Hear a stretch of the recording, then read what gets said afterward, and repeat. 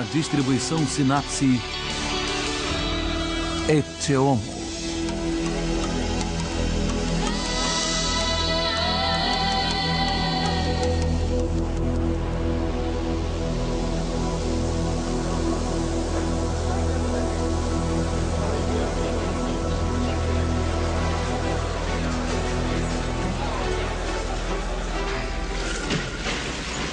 Todas as espécies vivas trocam informações necessárias à sua sobrevivência.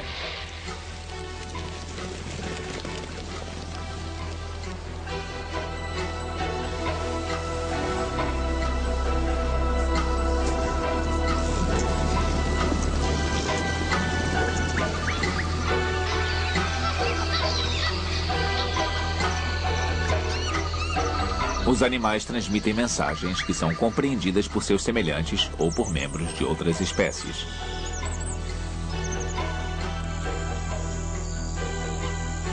A maioria dos carnívoros marca seu território para intimidar possíveis invasores. As aves realizam diversos rituais para seduzir o sexo oposto.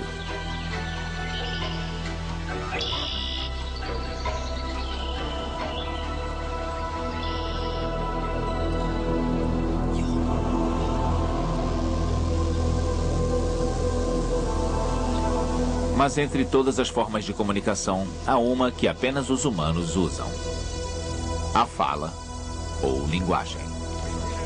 A linguagem.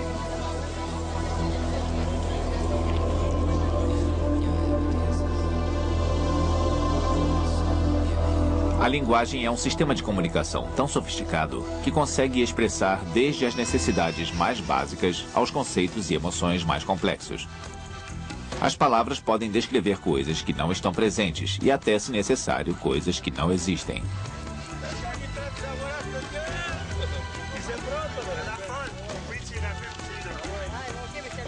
Nós pronunciamos milhares de palavras por dia sem nem ao menos perceber que falar é uma atividade realmente extraordinária.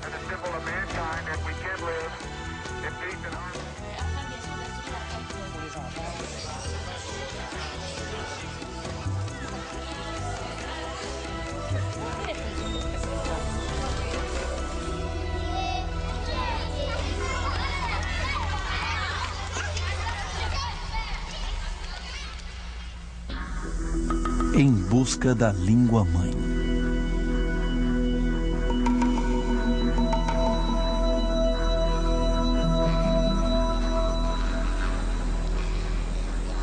Os seres humanos vêm usando a fala há dezenas de milhares de anos. Mas ninguém sabe com certeza quando foi que nossos antepassados começaram a tentar falar. Nós só podemos conjecturar.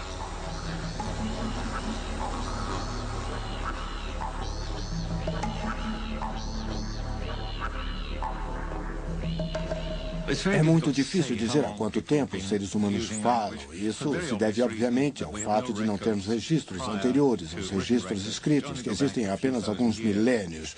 Sabemos que usamos a linguagem há cerca de 60.000 ou 100.000 anos, mas não há como ter certeza. Infelizmente, não havia gravadores cassete naquela época.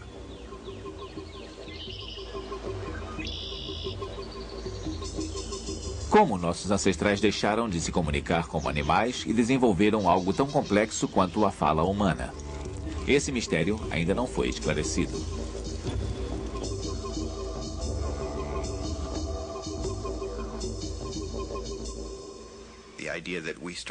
A ideia de que começamos com poucas palavras, elementos isolados, e depois aprendemos a fazer verbos e realizar diferentes atividades comunicativas, supondo que os gestos precederam as palavras e que há uma elaborada trajetória da fala simples à fala mais complexa, corresponde a uma visão evolucionária gradual.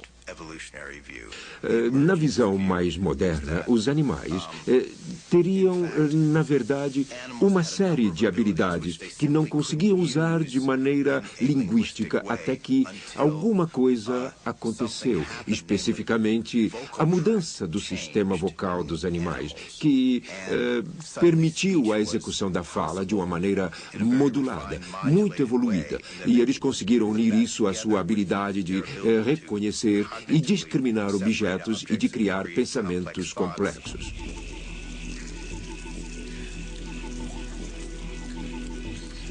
Com a evolução humana, a laringe passou a fazer parte da garganta.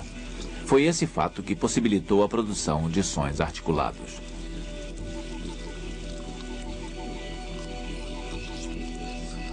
Por causa da posição peculiar da laringe, a comida pode desviar-se para a traqueia.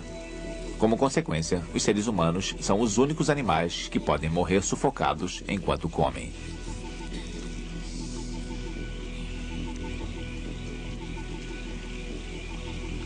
A linguagem permitiu que o Homo sapiens transmitisse o conhecimento adquirido e as novas descobertas de geração para geração. Como resultado, nossa espécie se desenvolveu a uma velocidade impressionante. Com o uso da fala, por exemplo, foi provavelmente mais fácil aprender a fabricar e utilizar ferramentas cada vez mais sofisticadas.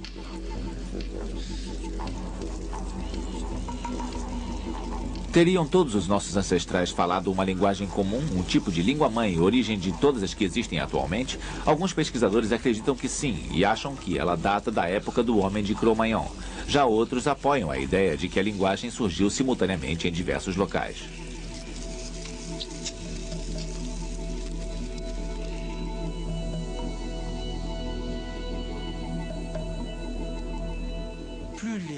Quanto mais primitivas as sociedades, maior é a diferença entre elas. Por isso, devemos concluir que os seres humanos pré-históricos dispunham de vários modos de expressão linguística e que, à medida que foram se agrupando em grandes unidades de civilização, como impérios ou estados, esses modos linguísticos foram ficando mais padronizados e modelos cada vez mais específicos foram adotados e popularizados.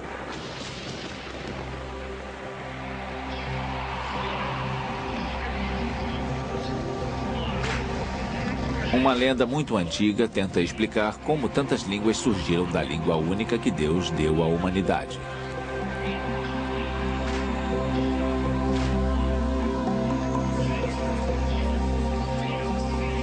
É a história da Torre de Babel. O rei da Babilônia ordenou a construção de uma torre enorme que deveria alcançar o céu. A torre ficou tão alta que um operário levava 1 ano para carregar os tijolos de sua base até o topo.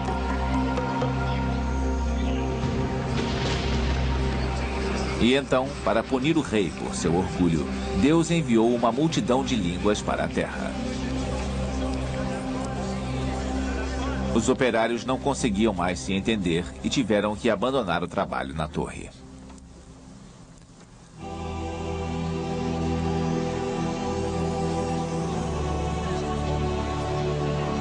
Talvez a humanidade nunca tenha falado uma língua comum, mas a raiz de muitas línguas ainda faladas na atualidade pode ser o idioma de uma obscura tribo que habitou as estepes russas há mais de 5.000 anos.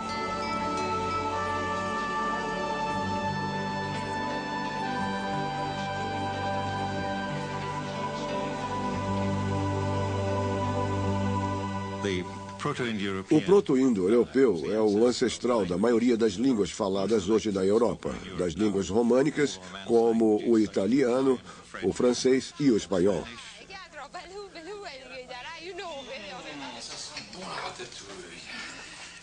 Das línguas germânicas, como o inglês, o alemão, o holandês, o dinamarquês e o norueguês.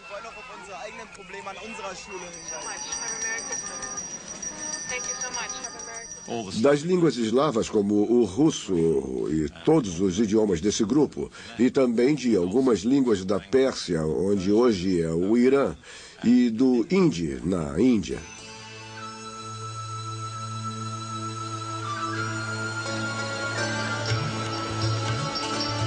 Quando os estudiosos europeus do século XVIII visitaram a Índia, eles perceberam a semelhança de vocabulário entre as línguas locais e as línguas arcaicas faladas na Europa.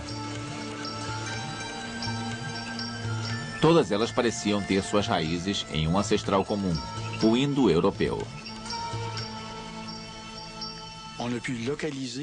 Eles foram capazes de determinar o local de origem da linguagem ou perceberem que se certas palavras aparecem com regularidade, assim como urso ou castanheira, por exemplo, a língua pertenceria a uma região onde existiam ursos e castanheiras.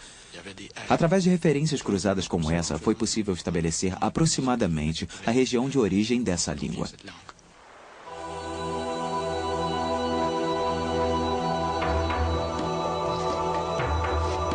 Os indo-europeus eram provavelmente guerreiros seminômades. Eles saíram da Rússia e gradativamente se espalharam pela Ásia e por toda a Europa, dando origem aos eslavos, aos teutônicos, aos celtas e aos povos itálicos. Esses últimos eram ancestrais dos romanos e desenvolveram uma língua que se tornaria uma das mais influentes do mundo antigo: o latim.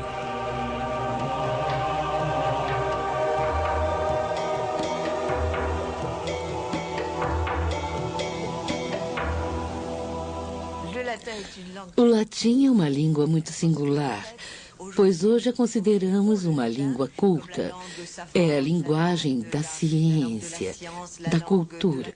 Mas originalmente era, na verdade, a língua dos camponeses pobres, que se estabeleceram no centro da Península Italiana. Contudo, esses camponeses pobres, os romanos, provaram ser soldados formidáveis.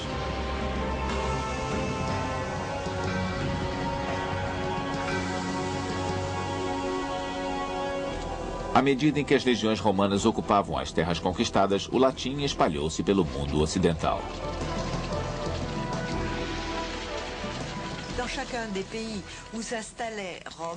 Em todos os países onde os romanos se estabeleciam, as pessoas ansiavam por ascender socialmente, já que a sociedade romana era muito mais rica e poderosa do que as anteriores. Roma não precisava impor sua língua, pois falar latim era considerado uma vantagem. Mas o latim que eles falavam variava de região para região.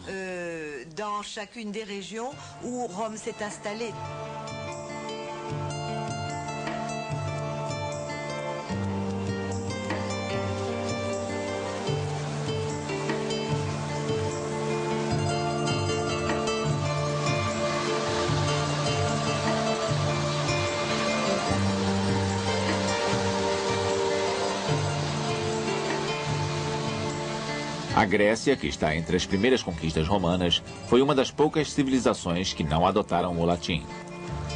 Em vez disso, foram os conquistadores romanos que incorporaram diversos elementos da cultura grega, a qual admiravam muito. As crianças romanas chegavam a ter escravos gregos como professores. Por esse motivo, a cultura que rapidamente se espalhou por toda a Europa foi chamada de greco-romana. O latim foi influenciado pelo grego e gradualmente tornou-se a primeira língua internacional.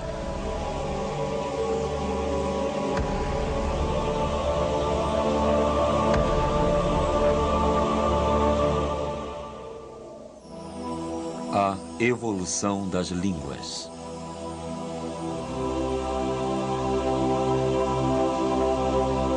A mistura do latim aos idiomas falados por alguns dos povos dominados deu origem a uma nova família de línguas.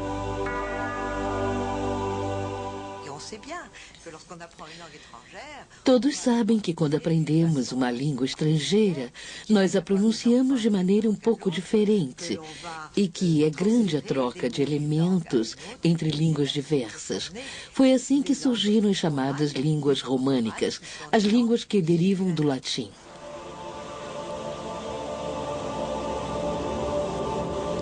Na Gália, desenvolveu-se uma língua que não era inteiramente o gaulês ou o latim.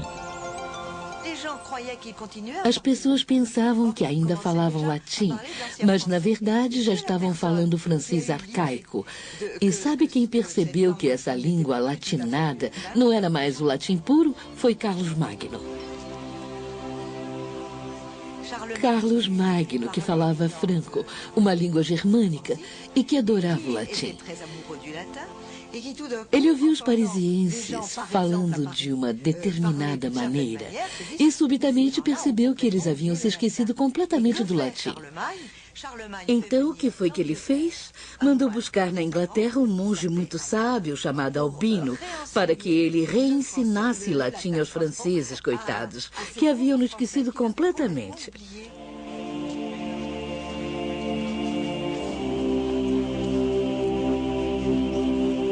Entretanto, o latim continuava a ser ensinado somente a burocratas, estudiosos e clérigos. Entre a população, o francês continuou a crescer e a mudar.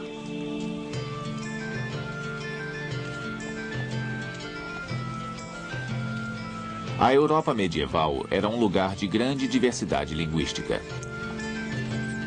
Vários dialetos eram usados nas diferentes regiões que hoje compõem a França. Por volta do fim do século X, La Langue d'Oil, um dialeto francês setentrional falado em Paris, tornou-se a língua dos reis. Através de conquistas militares, ela gradualmente firmou-se em todo o reino, constituindo o que hoje conhecemos como o idioma francês. Na Espanha, foi o castelhano, falado em Madrid, que veio a se tornar o espanhol.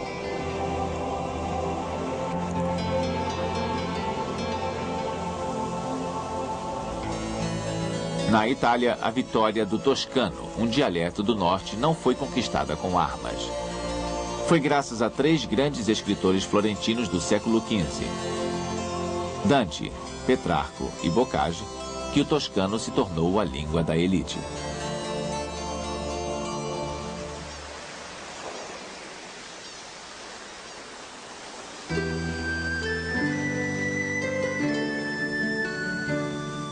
O inglês surgiu no mesmo período em que as línguas românicas.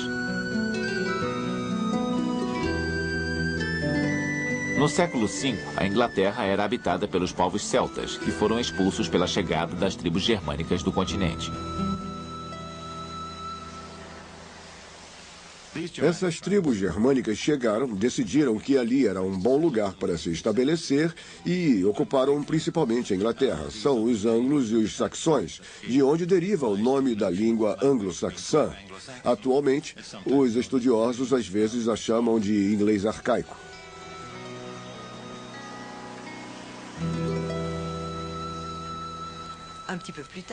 Pouco depois, outros grupos germânicos chegaram, dessa vez vindos da Escandinávia. Eram os vikings.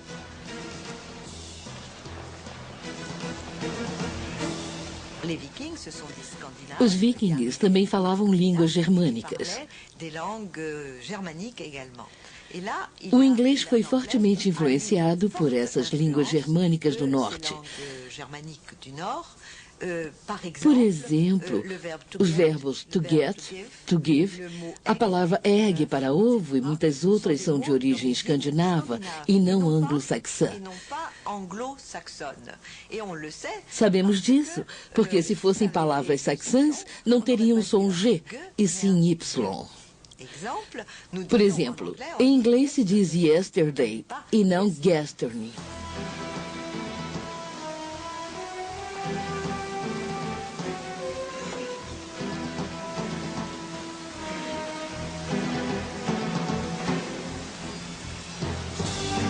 Os vikings não foram os únicos a deixar marcas na língua anglo-saxônica. A França também teve uma forte influência sobre o inglês a partir do ano de 1066, quando um rei vindo da França chegou à Inglaterra para reclamar o trono.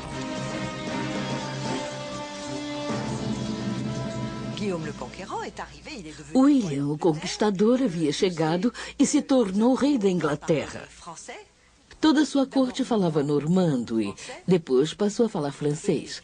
E o francês se tornou a língua da aristocracia e das pessoas importantes na Inglaterra durante vários séculos.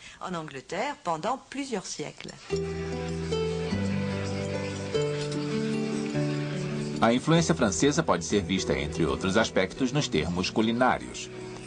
Como apenas a nobreza tinha dinheiro para comer carne, as palavras inglesas para a carne preparada para ser ingerida foram tomadas do francês, enquanto os nomes dos animais vivos continuaram bem ingleses. Assim, o francês veau vira veal, a carne, mas cough é a palavra inglesa para bezerro. O francês mouton e mutton no prato e sheep, ou carneiro, no pasto.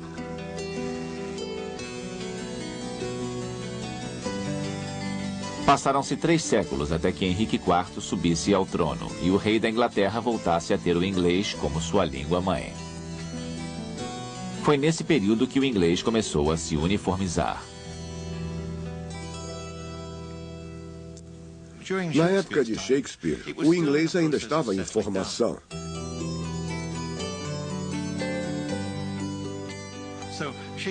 Isso deu a ele uma vasta gama de escolha.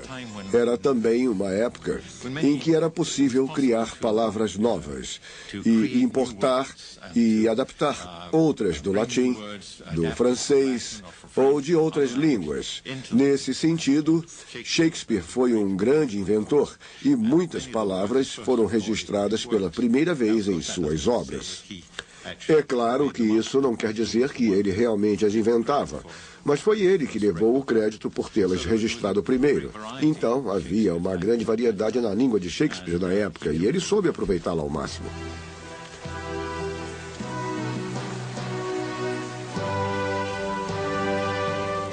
O reinado de Elizabeth testemunhou o nascimento de uma literatura e uma cultura verdadeiramente inglesas.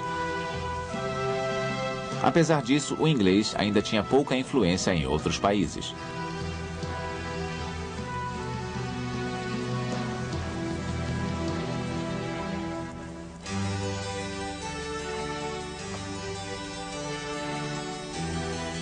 Na época, e por vários séculos subsequentes, foi a cultura francesa que dominou a Europa.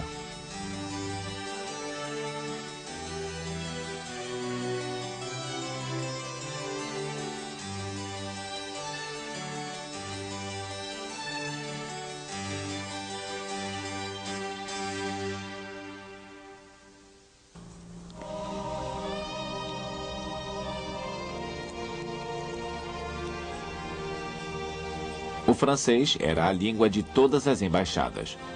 Ele era falado até na Suécia e na corte do czar da Rússia.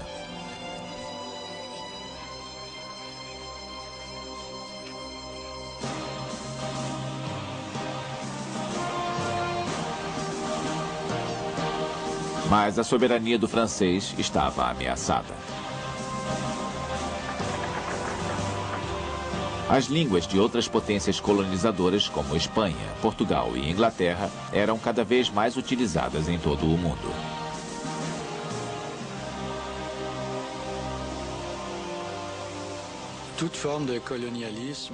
Para poder exercer seu poder, toda administração colonial tenta impor sua forma de governo, suas leis, culturas, práticas comerciais e, é claro, sua língua.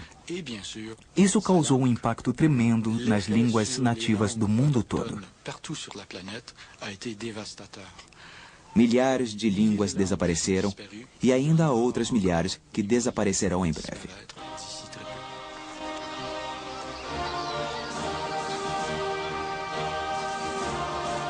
Com a expansão do Império Britânico, onde se dizia que o sol nunca se punha, a língua inglesa aumentou sua esfera de influência no mundo, gradualmente conquistando o status de língua internacional que desfruta até hoje.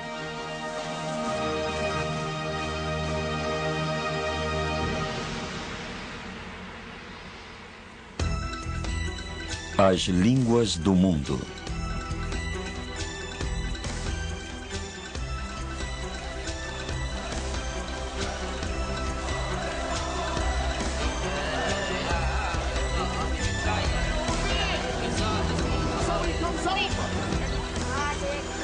Todas as línguas faladas no mundo atualmente podem ser agrupadas em poucas e abrangentes famílias.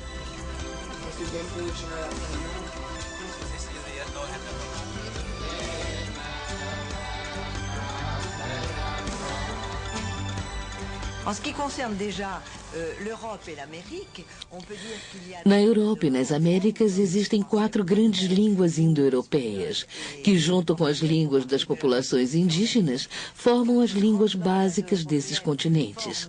Elas são o francês, o inglês, o espanhol e o português, que formam uma importante família indo-europeia. Existe também a família das línguas semíticas, que inclui o hebraico, a língua das escrituras, o árabe e, é claro, muitas outras.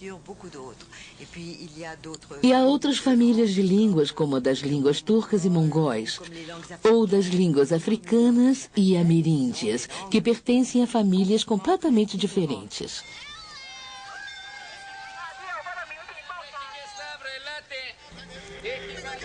Nosso planeta está dividido em cerca de 250 estados nacionais. Mas o mundo abriga muito mais línguas do que isso.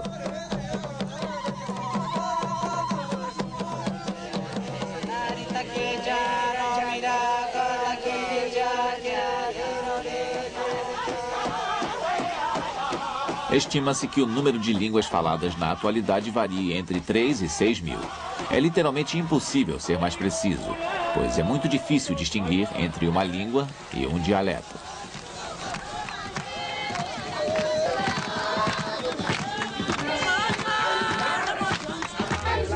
Em termos gerais, uma língua é um dialeto que tem um sistema de escrita padronizado, ensinado em escolas e usado para fins administrativos.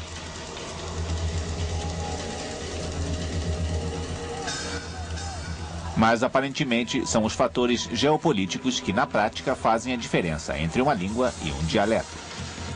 Diz-se com frequência que uma língua é apenas um dialeto apoiado por um exército.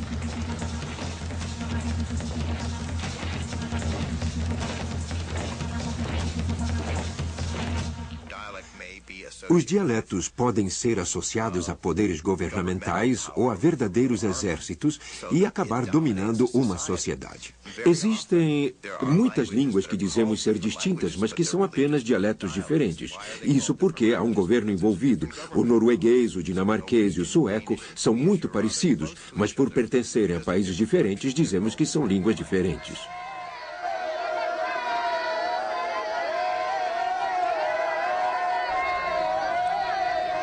Muitas vezes, a língua é um símbolo nacional de grande importância.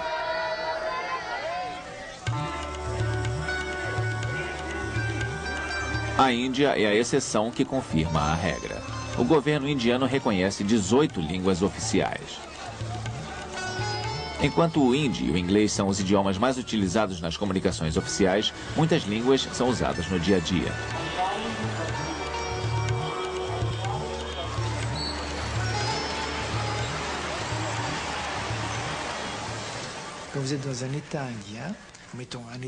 Nos estados do sul da Índia, como Andhra Pradesh, ninguém fala hindi.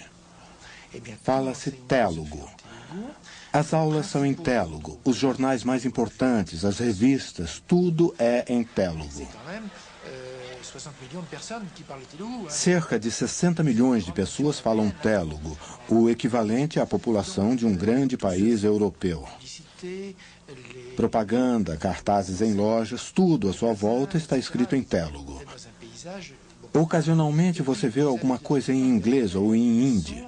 Placas de carros, sinais em estação de trem, às vezes nas estradas mais importantes e coisas assim.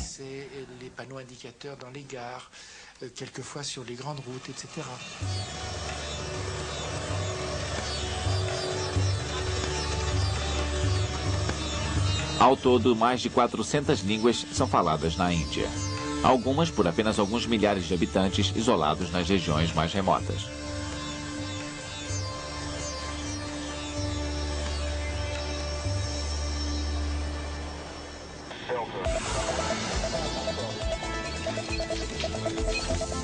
Mas na era da comunicação, as línguas que não são ensinadas em escolas ou usadas na mídia tendem a desaparecer.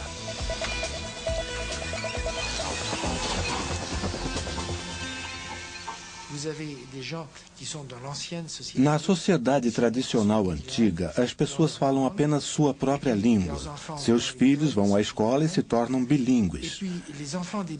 Seus netos falam apenas uma língua, pois os pais bilíngues não veem a necessidade de ensinar-lhes a língua de seus avós, e as crianças aprendem somente a língua que aprendem na escola, a língua do Estado. Em 3 gerações, eles passam de sua língua nativa, a língua tribal, ancestral, como quiserem chamar, para a língua do Estado, que se torna suprema em todas as áreas. de la suprématie sur tous les plans.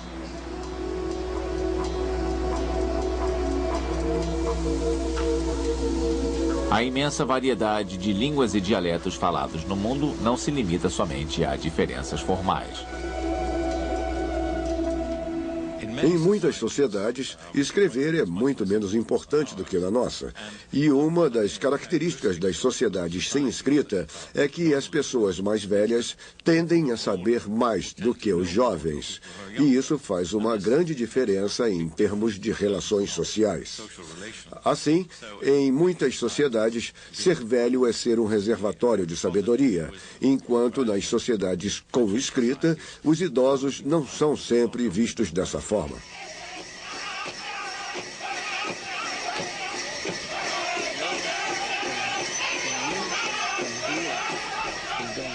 As palavras transmitem a herança histórica e cultural de um povo.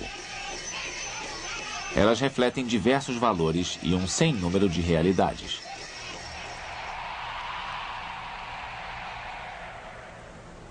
Por exemplo, os esquimós Inuit têm muitas palavras para a neve. A neve que cai, a neve compacta, a neve leve, granulada ou endurecida como gelo.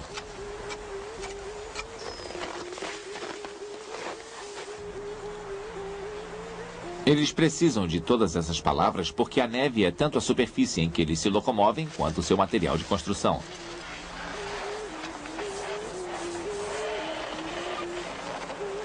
Além disso, as condições da neve também têm um efeito sobre o modo como certos animais se locomovem, facilitando ou dificultando a caça.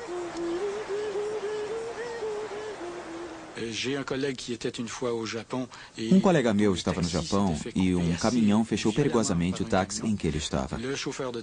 O motorista berrou algo para o caminhoneiro. Meu colega soube mais tarde que ele tinha dito apenas "isso é perigoso", sem usar as palavras que indicam cortesia. Foi um tremendo insulto em japonês. Para insultar alguém no Japão, você retira palavras. Nas culturas francesas, especialmente em Quebec, se quiser insultar alguém, você faz uma longa lista de ofensas.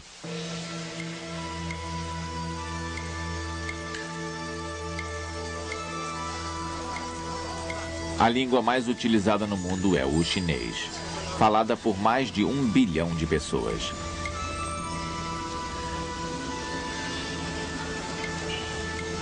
Mas isso não basta para fazer do chinês uma língua internacional. A língua internacional mais utilizada é a inglesa. Mais de 800 milhões de pessoas falam inglês como língua-mãe ou como segunda língua. Mais de 80 países o têm como língua oficial ou como segunda língua. Não acho que foi ao acaso que o inglês se difundiu tanto, por causa da importância política dos Estados Unidos na atualidade. Aliada à força do Império Britânico no passado, o poder que os Estados Unidos têm hoje faz do inglês uma língua muito dominante.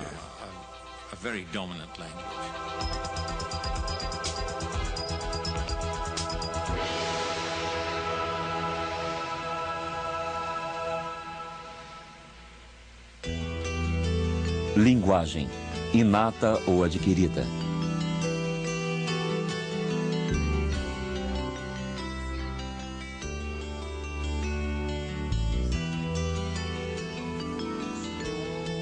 Uma das grandes questões sobre a linguagem é se ela é inata ou adquirida. Seriam todos os seres humanos programados para falar ou será que precisamos aprender? E se não aprendêssemos, nunca seríamos capazes de falar?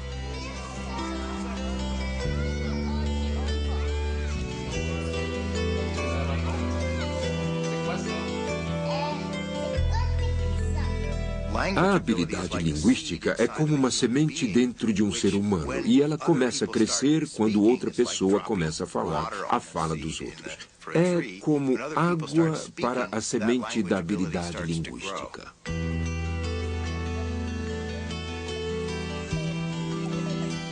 Um bebê ao nascer é uma das criaturas mais vulneráveis que existem. Ele precisa de outras pessoas para sobreviver física e emocionalmente. Aprender a falar é uma das maneiras que o bebê tem de constituir relações com o mundo à sua volta.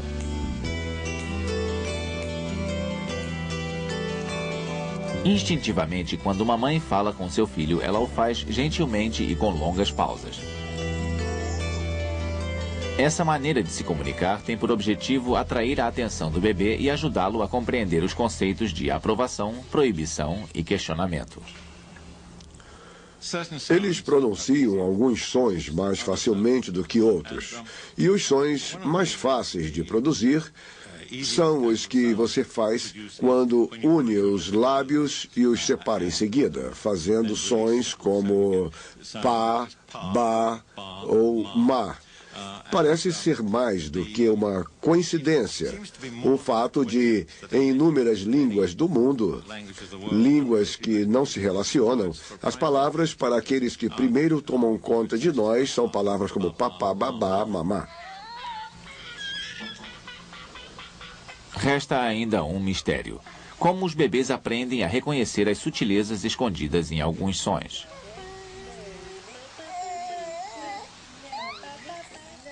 Um amigo meu, na verdade um aluno, fez um longo estudo sobre a palavra "oh-oh".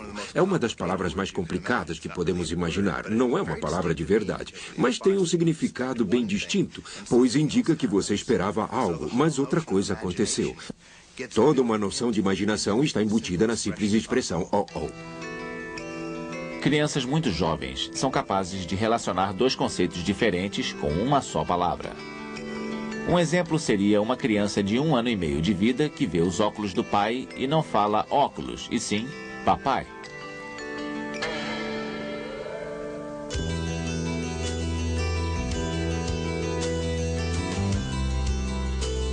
As crianças aprendem centenas de palavras quando estão começando a falar.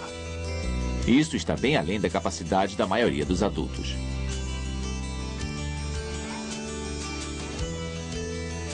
Mesmo as crianças muito jovens compreendem as regras gramaticais básicas da língua falada à sua volta. Isso foi algo que estudei pessoalmente para descobrir como funcionava e deu certo. No estágio de 2 palavras, uma criança inglesa diz "joga bola" e uma criança alemã diz "bola joga". Elas já aprendem estruturas diferentes ao associar palavras. É nesse estágio de 2 palavras que se aprendem as estruturas fundamentais da língua.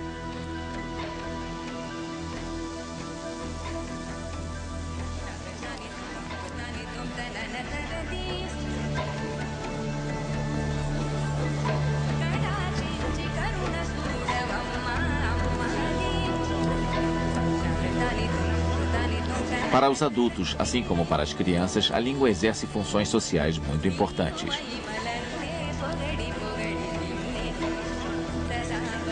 O fato de compartilharmos de uma língua, um dialeto ou mesmo de um sotaque faz de nós integrantes de um grupo.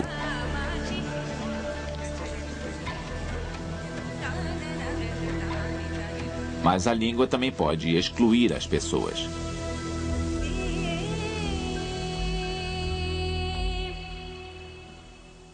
O preconceito linguístico pode ser um problema tão sério quanto o preconceito racial.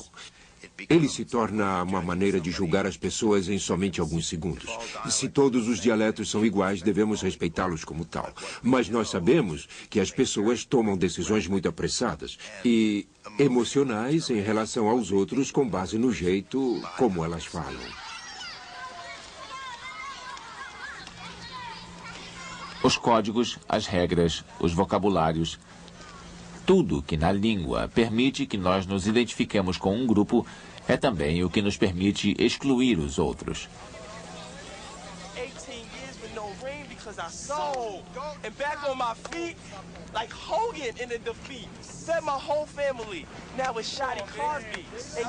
É isso que os jovens fazem ao usar gírias, que mudam com frequência. Assim, é quase impossível que alguém fora de seu grupo consiga aprendê-las. É um dos dialetos que muda mais rapidamente no mundo.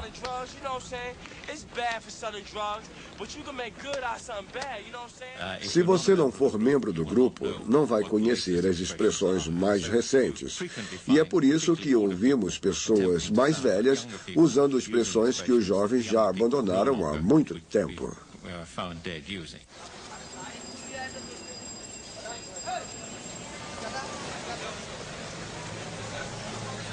O nível da nossa linguagem muda, às vezes inconscientemente, para se adaptar às diferentes circunstâncias da vida.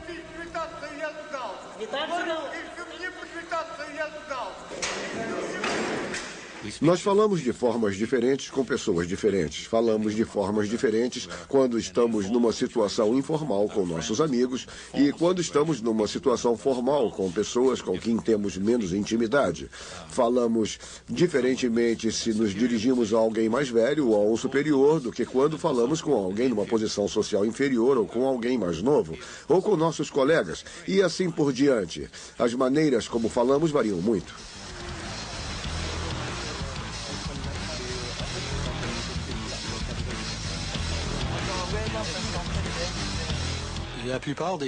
A maioria das línguas reflete não só aspectos culturais, como também, é claro, todo um contexto de hierarquização social. No francês encontramos um exemplo muito claro na utilização do pronome formal vous. Quando usar vous e quando usar tu, que é mais informal. Essas regras variam muito de uma região para outra e de uma geração para outra também.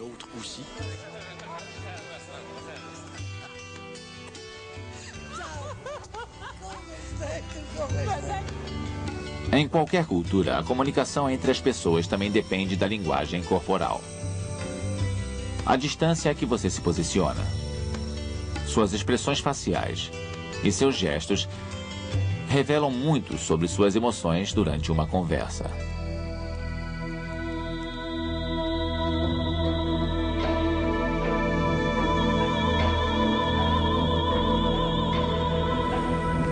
Mas, sem palavras, os seres humanos não conseguem expressar todas as sutilezas de seu pensamento, que ficam limitadas pelo silêncio.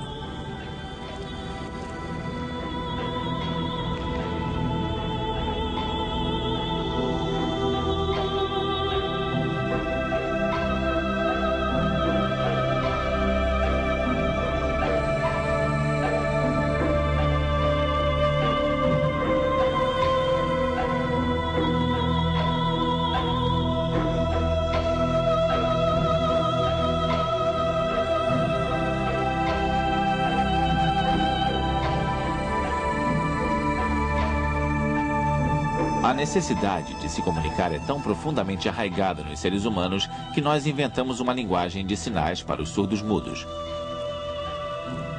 Uma linguagem tão rica que é capaz de expressar até as ideias mais complexas.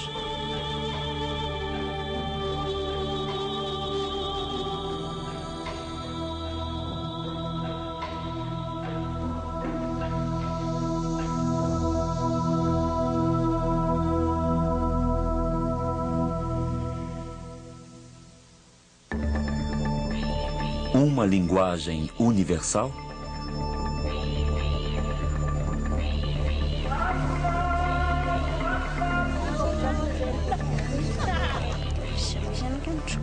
A raça humana fala há dezenas de milhares de anos. Apesar de a fala resistir ao tempo, as línguas morrem.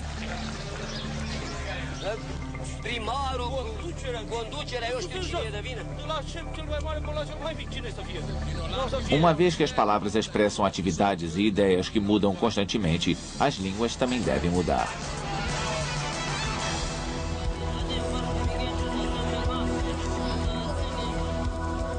Essa mudança ocorre mais lentamente entre os grupos isolados e mais rapidamente entre as pessoas que estão em contato com outras culturas. O tempo de vida de uma língua varia muito. Algumas, como o hebraico, o latim, o egípcio, o sânscrito e o chinês, já superaram a respeitável idade de 2 milênios, enquanto outras mal chegaram a durar 300 anos.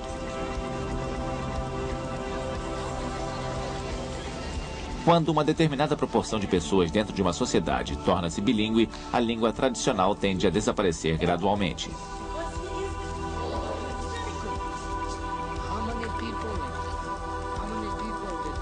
As novas gerações a abandonam em favor da língua da maioria, que oferece acesso ao mundo moderno. Obviamente, quando uma língua reina suprema, como o inglês, que hoje em dia está presente em quase toda a comunicação internacional, muitas outras línguas ficam seriamente ameaçadas. Estima-se que se as línguas continuarem a desaparecer na velocidade atual, cerca de 90% das línguas do mundo se extinguirão nos próximos 50 ou 70 anos.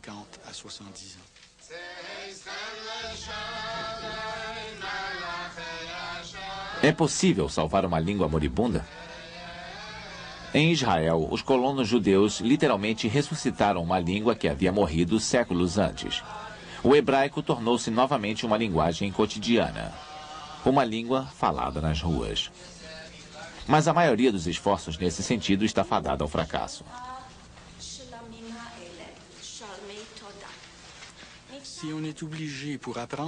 É extremamente difícil aprender uma segunda língua, uma língua que você não aprendeu enquanto criança. É preciso uma dedicação enorme. E você nunca será tão preciso quanto desejaria. A única maneira de verdadeiramente restabelecer uma língua é garantir que as crianças a aprendam como sua língua mãe. Mas para isso, é preciso que à sua volta haja pessoas que falem essa língua com naturalidade perfeita.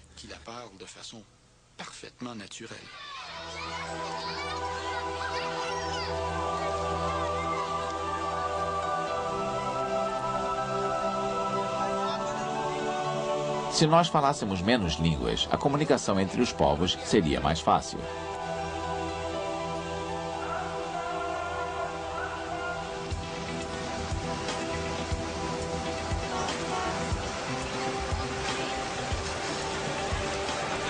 Na era da aldeia global da comunicação instantânea, uma língua comum pode parecer interessante.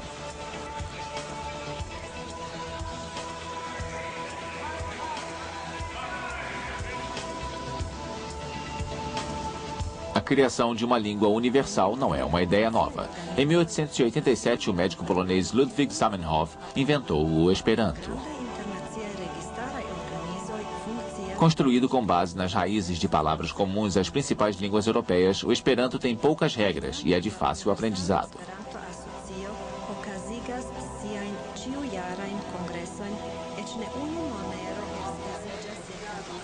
Mas é uma criação artificial que nunca criou raízes, pois não tem ligação com o cotidiano.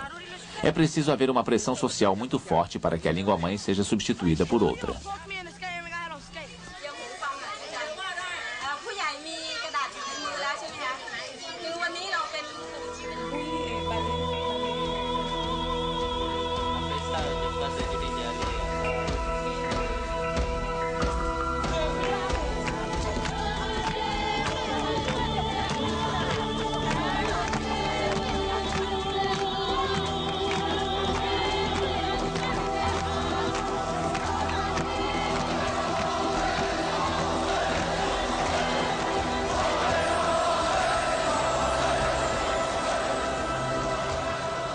Desde a Torre de Babel, o ser humano já falou muitas línguas.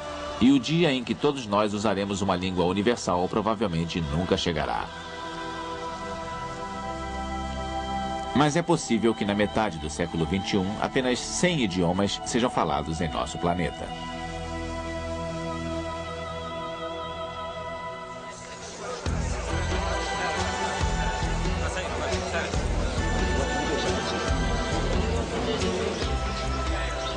A morte das línguas traz sérias consequências. Nós nos beneficiamos com nossas sociedades diferentes e elas precisam de línguas diferentes para sobreviver.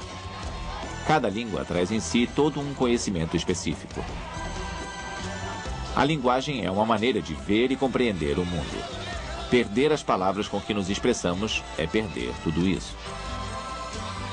É difícil prever como se dará a evolução das línguas.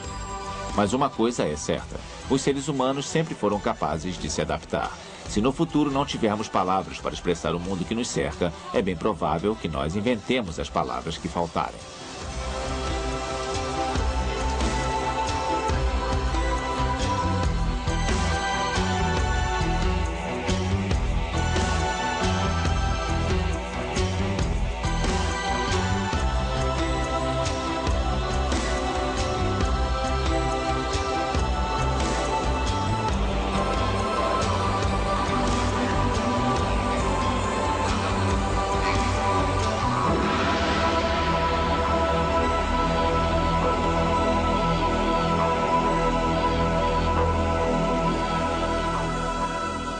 Versão brasileira, Audio News.